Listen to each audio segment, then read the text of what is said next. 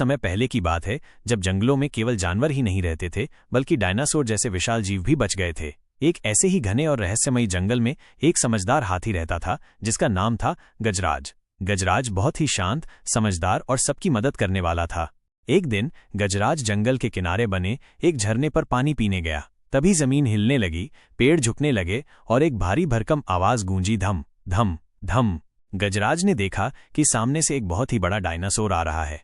उसका नाम था टायरो और वो टायरानोसोरस रेक्स, टी-रेक्स प्रजाति का आखिरी डायनासोर था जो किसी तरह जीवित बचा था। उसकी ऊंचाई आसमान से बातें कर रही थी और पैरों के नीचे जमीन कांप रही थी। सारे जानवर डर के मारे इधर उधर भागने लगे, लेकिन गजराज वहीं खड़ा रहा। उसने देखा कि टायरो थका हुआ है और उसका पैर जख्मी है। गजराज ने धीरे से पास जाकर पूछा, तुम्हें क्या हुआ दोस्त? टायरो ने कराहते हुए कहा, मैं कई दिन से भूखा हूं और इस जंगल में नया हूं। मेरे पैर में कांटा चुभ गया है, चल नहीं पा रहा। गजराज को उस पर तरस आ गया। वो जानता था कि टायरो विशाल और खतरनाक हो सकता है, लेकिन उसने डर की जगह करुणा चुनी। गजराज ने कहा, चिंता मत करो, मैं तुम्हारी मदद करूंगा। गजराज ने अपनी सूंड से धीरे धीरे टायरो के पैर से कांटा निकाला। फिर उसने पास के झरने से पानी लाकर टायरो को पिलाया और कुछ फल लाकर खिलाए। धीरे धीरे टायरो को आराम मिला। पहली बार इतने बड़े और डरावने जानवर को किसी ने दोस्त की तरह मदद दी थी।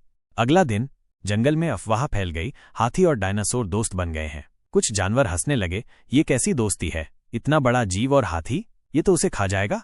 लेकिन गजराज और टायरो ने किसी की बातों पर ध्यान नहीं दिया। वे रोज साथ में घूमते, खाते और जंगल की देखभाल करते। टायरो ने पहली बार महसूस किया कि दोस्ती में ताकत नहीं, समझदारी और दिल की अच्छाई जरूरी है। संकट का समय, एक दिन जंगल में आग लग गई। लपटें तेजी से फैल रही थीं। जानवर इधर उधर भाग रहे थे। किसी को कुछ समझ नहीं आ रहा था। गजराज और टायरो ने मिलकर एक योजना बनाई। टायरो ने अपनी विशाल पूंछ से आग को धीमा किया। गजराज ने नदी से बार बार पानी लाकर झाड़ियों पर डाला। टायरो अपनी पीठ पर बच्चों और बूढ़े जानवरों को बैठाकर उन्हें सुरक्षित जगह पहुंचा रहा था। दोनों ने मिलकर बहुत से जानवरों की जान बचाई।